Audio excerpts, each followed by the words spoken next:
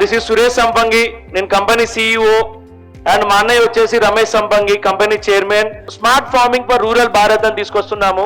So smart farming అంటే ప్రతి రైతుకి వెళ్ళి అవగాహన సదస్సులు కండక్ట్ చేసేసి సరౌండింగ్లో ఎక్కడెక్కడ గ్రామాలు ఉన్నాయో ఆ గ్రామాలలో రైతులను ఎంచుకొని వాళ్ళు ఎలాంటి వ్యవసాయం చేస్తున్నారు, పెస్టిసైడ్ వాడటం వల్ల వచ్చే నష్టాలు ఏంటి, పెస్టిసైడ్ వాడటం వల్ల మన కెమికల్ పెస్టిసైడ్ వాడటం వల్ల భూమి సారం ఎలా తగ్గుతుంది, ఆ భూమి సారాన్ని పెంచడానికి ఎలాంటి టెక్నిక్స్ వాడొచ్చు మనం అని చెప్పేసి మనం ఏం చేస్తున్నామంటే మనము ఒక ప్రోగ్రామ్ తీసుకురాబోతున్నాం, smart farming for rural Bharat. Organic పంటలు పండించాలంటే వర్జిన్ సాయిల్స్ కావాలి. ఆ వర్జిన్ సాయిల్స్ ఇక్కడ ఉన్నాయి కాబట్టి ఈ ప్రాంతాన్ని ఎంచుకొని మేము చేసినాం.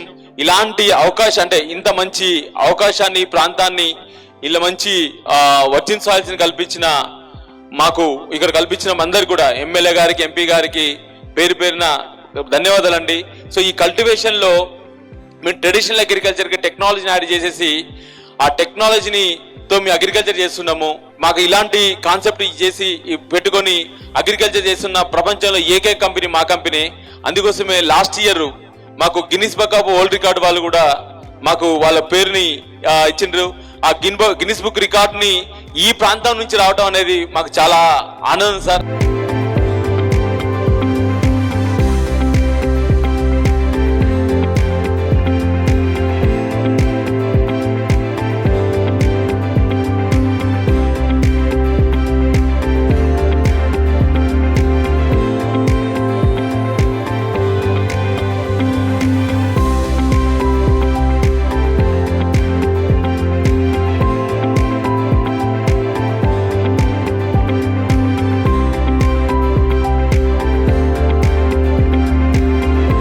చాలా మంచి కార్యక్రమం చేపడతా ఉన్నారు మన లైన్ రమేష్ గారు.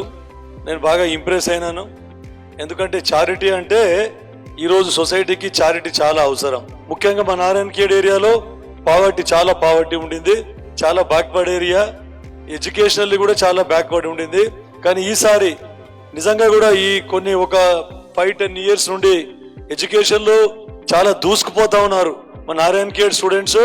అన్నిట్లో కూడా top ranks, even government colleges లో కూడా స్టేట్ ర్యాంక్స్ వచ్చిన దాఖలాలు ఉన్నాయి. అన్ని ఎగ్జామ్స్ లో కూడా నారాయణఖేడ్ మొత్తం సంగారెడ్డి జిల్లాలోనే కాదు తెలంగాణ రాష్ట్రంలో నారాయణఖేడ్ నుండి ఎక్కువ ఉద్యోగాలు రావాలి. చారిటబుల్ ట్రస్ట్ ఏదైతే ఉందో అది సుమారు 30 స్కూల్స్ ని ఈరోజు అడాప్షన్ చేసుకోవడం జరిగింది.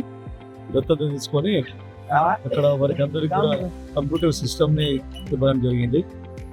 తర్వాత ఇదైతే ఈ తెలంగాణ తెలుగు అసోసియేషన్ వారి తరఫున, తర్వాత ఈ సంపంగి చారిటబుల్ ట్రస్ట్ తరఫున ఈ కార్యక్రమాన్ని ఏర్పాటు చేసి వాళ్ళు ఎన్ఆర్ఎస్ అందరూ కూడా మనకి ఇక్కడ ఈ మన ఏరియాలో నారాయణఖేడ్ నియోజకవర్గంలో సంపంగి చారిటబుల్ ట్రస్ట్ ద్వారా చేపట్టే కార్యక్రమాలకు వారు కూడా సపోర్టింగ్గా ఉన్నారు.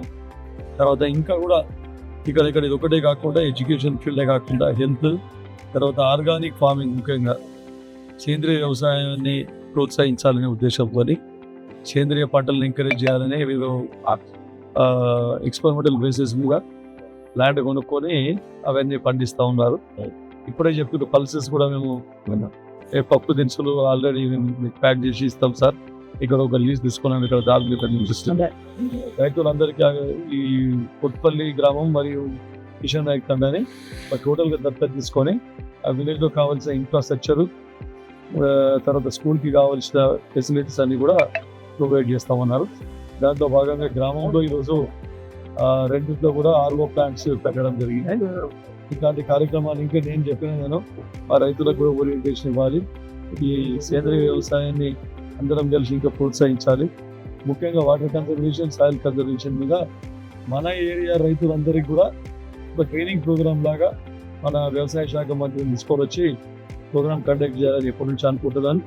దానికి సంపంగి వారి సహాయ సహకారాలు ఉండాలని చెప్పేసి అనుకోవడం జరిగింది.